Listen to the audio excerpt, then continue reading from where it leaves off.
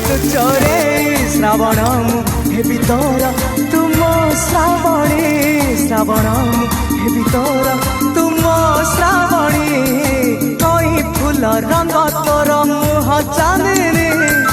तो परी झियाटिए केवे देखिनी